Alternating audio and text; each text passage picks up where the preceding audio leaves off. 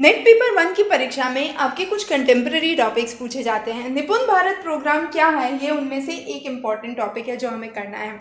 अब देखिए 2026-27 तक ऐसा माना गया है कि कक्षा 3 में अगर कोई बच्चा आता है तो उसकी फाउंडेशनल लिटरेसी कंप्लीट हो जानी चाहिए। इसका मतलब उसको बेसिक लिखना और नंबर से डील करना आना चाहिए, जिसको हम फाउंडेशनल लिटरेसी और फाउंडेशन न्यूमरेसी कहते हैं।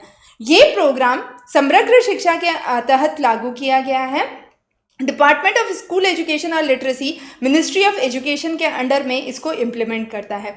अब फाउंडेशनल लिटरेसी में क्या आता है, बच्चा जो भी उसकी भाषा है उसमें सेंटेंस बोल सके।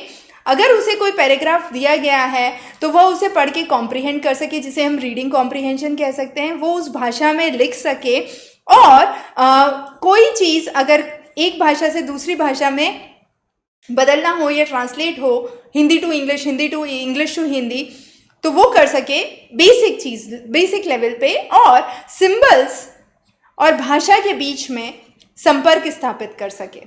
ये हो गया फाउंडेशनल लिटरेसी। फाउंडेशनल न्यूमरेसी का मतलब होता है कि नंबर्स का इंट्रोडक्शन समझ सके, नंबर में जो ऑपरेशंस लगते हैं प्लस माइनस डिवाइड मल्टीप्लिकेशन उनको समझ सके, अलग अलग शेप्स को समझ सके, उसके साथ मेजरमेंट समझ सके कि ये 1 लीटर पानी है, 1 किलो अनाज है, इस तरीके की चीज़ें।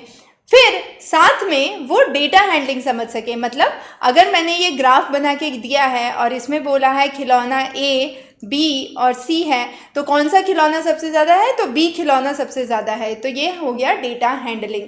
तो इस तरीके की चीज़ें फाउंडेशनल न्यूमरेसी में आती हैं। तो निपुण भारत अभियान के तहत यह इंश्योर किया जा रहा है कि भारतवर्ष में जो भी बच्चे ग्रेड 3 तक पहुँचते हैं, कक्षा 3 तक पहुँचते हैं, 2026-2027 तक वह इस कॉन्सेप्ट को समझ सकें।